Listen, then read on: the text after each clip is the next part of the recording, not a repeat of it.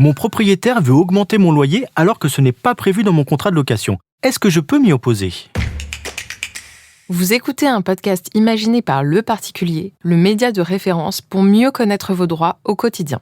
Aujourd'hui, nous répondons à la question d'Arnaud. Son propriétaire l'informe par courrier d'une augmentation de son loyer. Or, la clause de révision annuelle n'est pas cochée dans le bail.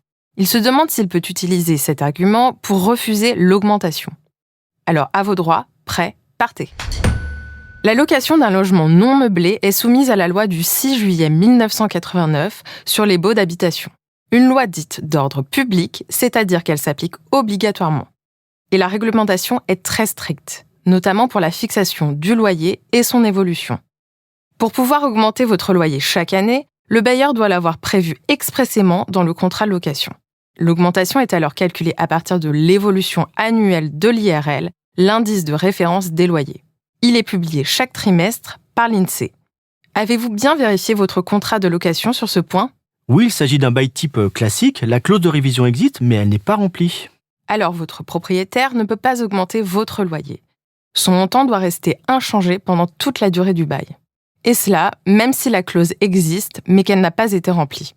En effet, selon les juges, lorsque la clause de révision d'un formulaire de bail type est laissée vierge, il faut en conclure que les parties ont renoncé à la révision, même si la clause n'a pas été barrée. Est-ce que mon propriétaire a d'autres moyens pour augmenter le loyer ? Nous l'avons vu, la procédure d'augmentation du loyer est très encadrée. L'autre solution pour le propriétaire serait de vous proposer un renouvellement du contrat à son expiration, c'est-à-dire au bout de 3 ans, avec une clause de révision activée. Mais vous n'êtes pas obligé d'accepter. C'est lorsque votre loyer est manifestement sous-évalué par rapport à des logements comparables dans le voisinage. Il peut alors vous demander une réévaluation étalée dans le temps pour rattraper progressivement les écarts de prix.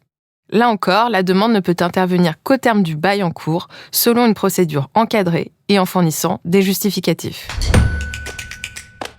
Merci d'avoir écouté cet épisode. Si ce podcast vous intéresse, vous pouvez également retrouver toute l'actualité patrimoniale sur notre site leparticulier.lefigaro.fr.